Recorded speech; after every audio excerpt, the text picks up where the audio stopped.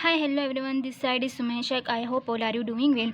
तो आज हम जो टॉपिक डिस्कस करने वाले हैं वो है ब्लड। इसमें सबसे पहले हम बेसिक चीज़ें डिस्कस करेंगे जो नीट के स्टूडेंट्स हैं उनके लिए बहुत ही अच्छा होने वाला है।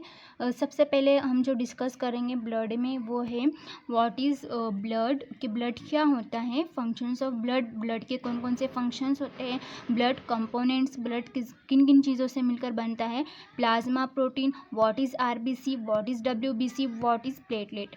तो जो नीट के स्टूडेंट्स है लाइक उनके लिए मैं पहले बेसिक चीज़ें बता देती हूँ ताकि आगे जाकर कोई भी कंफ्यूजन ना रहे।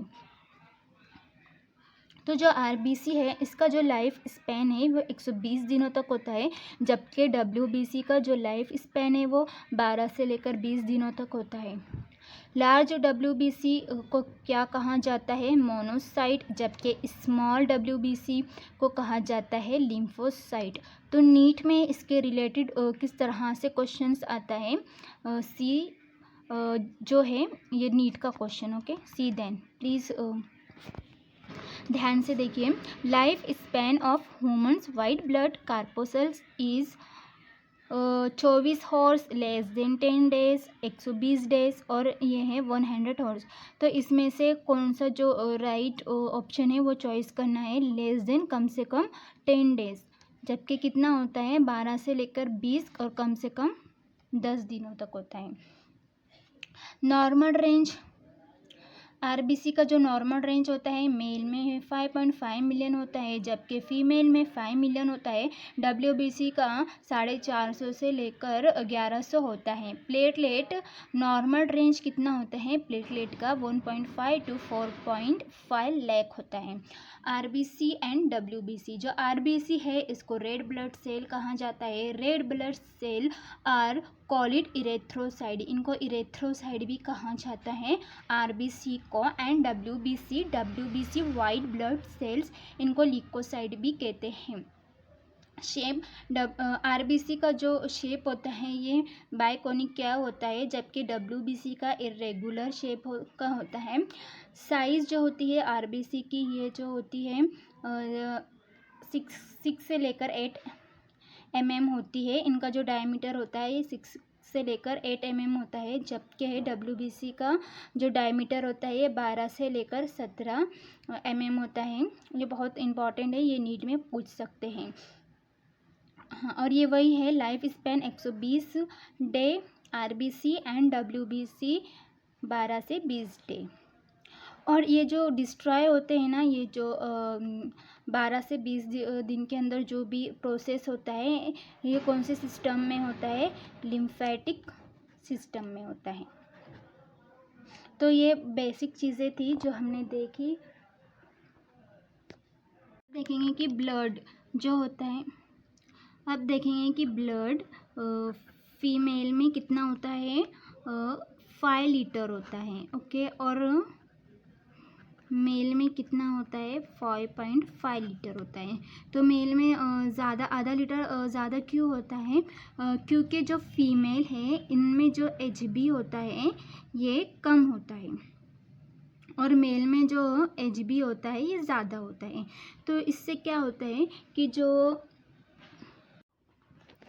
दूसरा कि क्या होता है कि जो ब्लड का जो फॉर्मेशन है जो अडल्ट में है, ये जो बोन्स होती है बोन्स की मैरो में होता है। कहाँ पर होता है, बोन्स की मैरो में होता है। और जो न्यू ब्रॉन्स होती है उनका कहाँ होता है, लीवर में होता है। तो ये जो है ब्लड, तो ब्लड जो ब्लड ग्रुप का जो इजाद किसने किया था, कार्ल लैंडस्टीनर ने किया था 1901 में। ये भी आपको पूछा जा सकता है। तो ब्लड को जो है ना सीरोलॉजी भी कहा जाता है, हीमेटोलॉजी भी कहा जाता है। हिंदी में ब्लड को रक्त कहते हैं एंड उर्दू में लहू। व्हाट इज़ ब्लड, तो हम देखेंगे कि ब्लड क्या है। What is blood? तो blood is fluid connective tissues. तो ये एक फ्लूइड होता है। अब इसको कनेक्टिव टिश्यूज़ क्यों कहा जाता है? क्योंकि ब्लड पूरे बॉडी में, जो पूरे ह्यूमन्स बॉडी में सर्कुलेट करता है, जो कि टिश्यूज़ और ऑर्गन से जुड़े रहता है। मतलब टिश्यूज़ और ऑर्गन में कंटिन्यूसली सर्कुलेट करता रहता है। क्या करता रहता है? सर्कुलेट करता रहता है, इसलिए इसको कनेक्टिव टिश्यूज़ कहते हैं। हमारे जो बॉडी में है टू ही टाइप्स के, मतलब पूरे जो बॉडी में है टू ही टाइप्स के कनेक्टिव टिश्यूज़ हैं। एक है ब्लड और दूसरा है, तो ब्लड क्या करता है? ब्लड में जो पिगमेंटेंस होता है Hb, तो ये Hb के साथ ऑक्सीजन क्या करता है कि Hb के साथ कंपाउंड बनाकर वो क्या करता है कि पूरे बॉडी में मतलब कि ट्रांसफ़र होता है। मतलब ब्लड में जो Hb होता है, तो वो Hb के साथ ऑक्सीजन मिलकर पूरे बॉडी में Hb क्या करता है कि ऑक्सीजन को फैलाता है। तो ऑक्सीजन मतलब जो Hb है, इसको ऑक्सीजन की सवारी भी कहा जाता है। Nutrients, hormones, heat. अब हीट्स क्या होता है कि अब जाहिर सी बात है कि पूरे बॉडी में ब्लड सर्कुलेट करता है, तो हमारे बॉडी में हीट तो होगी ही। प्रोटेक्टिव सब्सटेंस और clothing factor means, clothing factor means जैसे कि फॉर एग्जांपल फाइब्रोनोजिन। ओके, फाइब्रोनोजिन्स मतलब कि अगर हमारे बॉडी में कट लग जाता है, तो जो ब्लड बाहर आता है, तो उसमें एक फैक्टर्स होता है जो कि ब्लड को क्लोथ करता है, ताकि ब्लड जो है तो ज़्यादा मिकदार में लॉस ना हो।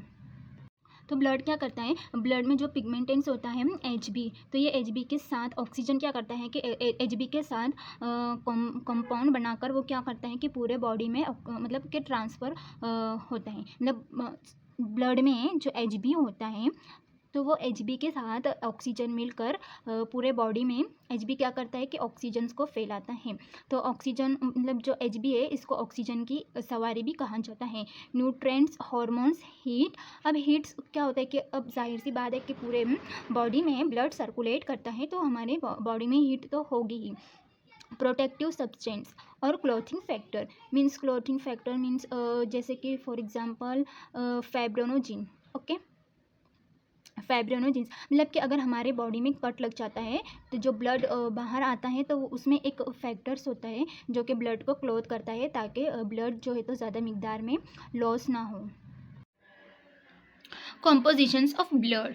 तो ब्लड किन किन चीज़ों से मिलकर बना होता है? दो चीज़ों से मिलकर बना होता है, प्लाज्मा एंड ब्लड सेल्स। तो प्लाज्मा क्या होता है? 1 सेकेंड। कॉम्पोजिशंस ऑफ ब्लड, कि ब्लड किन किन चीज़ों से मिलकर बना होता है? Plasma and blood cells. तो प्लाज्मा क्या होता है? एक क्लियर स्ट्रो कलरेड वाटरी फ्लूइड। स्ट्रो मतलब कि येलो, कुछ येलो टाइप्स का कलर होता है, और ये वाटरी फ्लूइड मतलब कि वाटर की तरह एक फ्लूइड होता है। क्या होता है? प्लाज्मा, जो कि पूरे ब्लड वॉल्यूम का 55% होता है, और ये सबसे ज़्यादा होता है। ठीक है, फिर ब्लड सेल्स में क्या देखेंगे? RBC, WBC and platelet. तो ये पूरे ब्लड वॉल्यूम का कितना परसेंट होते हैं? 45% होते हैं। कॉन्स्टिट्यूएंट्स ऑफ प्लाज्मा, इसमें हम देखेंगे कि वाटर कितना होता है? 90 से लेकर 92% होता है। प्लाज्मा प्रोटीन 7% होता है। ठीक है, तो अब ये प्लाज्मा प्रोटीन में क्या होता है? creates the osmotic pressures of blood which keeps plasma fluid within the circulation plasma। मतलब कि क्या कि ये क्या प्लाज्मा जो प्रोटीन होते हैं, ये क्या करते हैं कि ऑस्मोटिक जो प्रेशर्स होता है ब्लड के अंदर, इनको बनाए रखते हैं। तो ये जो प्लाज्मा होते हैं, ये क्या होते हैं कि मतलब कि सर्कुलेट करते रहते हैं। ठीक है ना, सर्कुलेशंस मतलब कि इनका सर्कुलेशंस रुकता नहीं है, ये सर्कुलेशंस करते रहते हैं। जैसे कि टिश्यूज़ या ऑर्गन्स में ये रुकते नहीं हैं। प्लाज्मा प्रोटीन का अगर वॉल्यूम कम हो जाए, यानी कि काफ़ी ज़्यादा कम हो जाए, तो हो सकता है कि जो प्लाज्मा है, जो प्लाज्मा का जो वॉल्यूम कम हो जाए, तो क्या होता है कि एडिमा हो जाता है, ठीक है, एडिमा हो जाता है। इसके लिए प्लाज्मा प्रोटीन का 7% होना ज़रूरी है। अगर 7% से कम हो जाए तो एडिमा होता है। विस्कोसिटी, अब इसकी विस्कोसिटी कैसी होती है? इसकी viscosity is due to plasma protein mainly albumin, fibrinogen, globulin. मतलब कि इसकी जो विस्कोसिटी मतलब कि गाढ़ापन, ठीक है, इनका जो गाढ़ापन होता है उसमें 3 मेनली प्रोटीन्स होते हैं। 3 मेन प्रोटीन्स होते हैं। कौन कौन से होते हैं? अल्बुमिन, फाइब्रिनोजेंस और ग्लोबुलिन। फाइब्रिनोजेंस क्या करते हैं कि डिफेंस का काम करते हैं, इम्यूनिटी डिफेंस का काम करते हैं। और ग्लोबुलिन क्या करते हैं? ये जो ग्लोबुलिन क्या करते हैं, ये डिफेंस या इम्यूनिटी डिफेंस का काम करते हैं। और जो फाइब्रिनोजेन है ये क्लोथिंग का काम करते हैं। तो ये 3 मेनली प्रोटीन्स होते हैं जो कि ब्लड को गाढ़ा रखने में हेल्प करते हैं। कौन कौन से? Albumin, fibrinogen, globulin. Waste product, urea, creatinine and uric acid carried in blood to the kidney for excretions. Carbon dioxide is transport to lungs for excretions. मतलब कि जो वेस्ट प्रोडक्ट होता है जैसे कि यूरिक एसिड, तो ये जो वेस्ट प्रोडक्ट होता है किसके ज़रिए सिक्रीट होता है? किडनी के ज़रिए, मतलब किडनी के ज़रिए ये एक्सक्रीट होता है, मतलब कि बाहर पास होता है। और जो कार्बन डाइऑक्साइड होता है ये किसके ज़रिए होता है? बाहर कैसे एक्सक्रीट होता है? ट्रांसपोर्ट टू द लंग्स, ठीक है, लंग्स के ज़रिए। रिस्पिरेटरी सिस्टम अगर आपने स्टडी किए होंगे तो उसके अंदर आपको पता चलेगा, ठीक है। And next hormones. तो क्या होता है कि जो प्लाज्मा होता है, hormones in the blood is transport to their target tissues and organs. मतलब कि जो प्लाज्मा होता है उसके अंदर जो हॉर्मोन्स होते हैं ये ब्लड के जरिए मतलब ट्रांसपोर्ट होते हैं कहाँ? जो टारगेट टिश्यूज हैं एंड जो ऑर्गन्स हैं।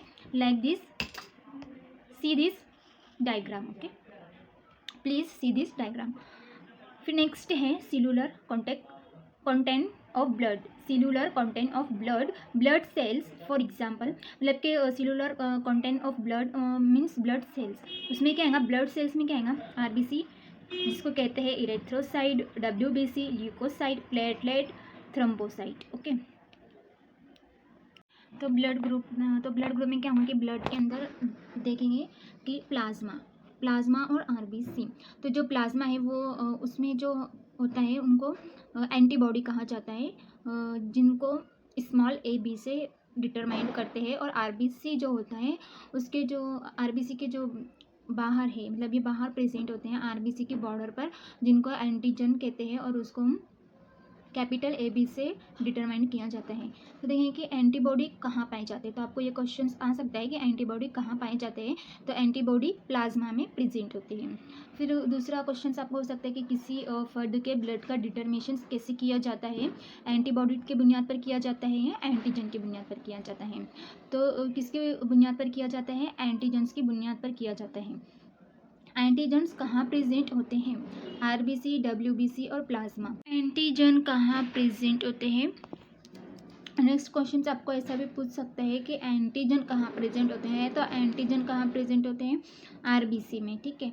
प्लाज्मा, डब्ल्यूबीसी, आरबीसी, तो कहाँ आएगा कि एंटीजन प्रेजेंट होते हैं आरबीसी में और एंटीबॉडी प्रेजेंट होते हैं प्लाज्मा में। ब्लड ग्रुप कैसे देखा जाता है? एंटीबॉडी और एंटीजन्स। तो अब देखेंगे कि ब्लड ग्रुप ए, तो ए में क्या देखा जाता है कि जो आरबीसी होते हैं, ठीक है, वो किस में तैरते रहते हैं? प्लाज्मा में। तो ये जो आरबीसी होते हैं, फॉर एग्जांपल ये आरबीसी है, तो उसके आरबीसी के जो बाउंड्री पर जो है ना एंटीजन अगर एक ही तरह प्रेजेंट हो, ये जो दिख रहे हैं इस तरह प्रेजेंट हो, एंटीजन अगर एक ही तरह प्रेजेंट हो तो उसका एंटीबॉडी बी होगा, ठीक है, ऐसा राउंड होगा, बी की तरह होगा। क्योंकि ये जो ब्लड में जब ये बहते हैं तो ये लॉक नहीं होते। अगर फॉर एग्जांपल अगर ये इस तरह से इसका हो तो ये एक दूसरे में फंस जाएगा, ठीक है ना। प्लाज्मा का एंटीबॉडी और आरबीसी का जो एंटीजन है ये लॉक हो जाएगा, तो ब्लड बह नहीं पाएगा। इसके लिए ये अलग अलग होते हैं। जो एंटीजन है, अगर एंटीजन ए है तो उसका एंटीबॉडी क्या होगा? बी होगा। उतर उतर नीचे, परेशान कर रही है। फिर ब्लड ग्रुप बी, तो अगर ब्लड ग्रुप बी में क्या होगा कि ये गोल गोल मतलब हाफ गोल हाफ राउंड होंगे, तो उसमें उसका एंटीबॉडी क्या होगा? ए की तरह होगा, ठीक है। इसी अगर इसका फॉर एग्जांपल एंटीजन इसका गोल है, अगर एंटीबॉडी भी गोल रहा तो ये एक दूसरे में फंस जाएंगे, ठीक है ना, एक दूसरे में लॉक हो जाएंगे तो ब्लड बह नहीं पाएगा। इसी तरह अगर एंटीजन बी है तो उसका एंटीबॉडी क्या होगा, ए होगा। अगर एंटीजन ए है तो उसका एंटीबॉडी क्या होगा, बी होगा। और ये कौन सा ब्लड ग्रुप होगा, ए। और अगर ये राउंड है, एंटीजन इसका राउंड है और तो एंटीबॉडी इसका ए है तो ये होगा ब्लड ग्रुप बी। फिर ब्लड ग्रुप ए बी, तो ए बी में क्या होगा, एंटीबॉडी इसमें प्रेजेंट नहीं होता है, ब्लड ग्रुप ए बी में एंटीबॉडी प्रेजेंट नहीं होता है। और इसमें जो एंटीजन्स होते हैं ए बी दोनों होते हैं, ठीक है। ये जो दिख रहा है ना आरबीसी के जो बॉर्डर पर जो होते हैं एंटीजन दोनों प्रेजेंट होते हैं, ए बी, और इसमें एंटीबॉडी नहीं होता। अब आप सोचेंगे कि इसमें एंटीबॉडी नहीं है तो फिर कैसे, मतलब जो भी बैक्टीरियल इन्फेक्शन होगा तो इसमें तो एंटीबॉडी नहीं है तो कैसे वो कील होंगे जो भी इन्फेक्शन होगा उसको। तो इसीलिए मतलब डेट्स वाई यही रीज़न है कि ब्लड ग्रुप ए बी वाले जो है ज़्यादा बीमार होते हैं। फिर ग्रुप ओ, तो ग्रुप ओ में क्या होता है कि इसमें कोई भी एंटीजन प्रेजेंट नहीं होता है और एंटीबॉडी दोनों प्रेजेंट होते हैं। एंटीबॉडी ए भी होता है, एंटीबॉडी बी भी होता है ब्लड ग्रुप ओ में। तो इसीलिए जो ब्लड ग्रुप ओ वाले होते हैं वो कम बीमार होते हैं और ए बी वाले ज़्यादा बीमार होते हैं, ठीक है। तो ये जो है आरबीसी के अगर बाहर कुछ भी नहीं प्रेजेंट है तो वो ब्लड ग्रुप ओ है। और अगर आरबीसी के बाउंड्रीज पर अगर एंटीजन ए और बी मतलब के कर्व भी और ये हाफ राउंड भी प्रेजेंट है, ठीक है। आरबीसी के बाउंड्रीज पर ये ऐसा कर्व भी और हाफ राउंड भी प्रेजेंट है तो वो ब्लड ग्रुप ए बी है।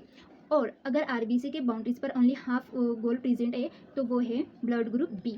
और ए की तरह प्रेजेंट है तो वो है ब्लड ग्रुप ए, ठीक है। ये ब्लड ग्रुप ए, एंटीजन अगर ए है तो उसका एंटीबॉडी क्या होगा, बी होगा। और अगर एंटीजन बी है तो उसका एंटीबॉडी क्या होगा, ए होगा, मतलब कि अपोजिट होगा। अगर सेम सेम रहा, ये भी राउंड तो ब्लड बह नहीं पाएगा, वो लॉक हो जाएगा बॉडी में, लॉक हो जाएगा, क्लोथ हो जाएगा, ठीक है। इसीलिए डिफरेंस होते हैं, ठीक है, अपोजिट होते हैं। एंटीजन ए है तो एंटीबॉडी बी रहेगा, एंटीजन बी है तो एंटीबॉडी ए रहेगा, और इसमें तो एंटीबॉडी प्रेजेंट ही नहीं रहेगा। और ओ में दोनों एंटीबॉडीज प्रेजेंट है क्योंकि आरबीसी के जो बाउंड्रीज पर कुछ भी एंटीजन है ही नहीं तो उसमें लॉक पास होगा, और इसमें एंटीबॉडीज टू प्रेजेंट होते हैं, इसलिए ब्लड ग्रुप ओ वाले ज़्यादा बीमार नहीं होते, देन ए बी वाले ज़्यादा बीमार होते हैं।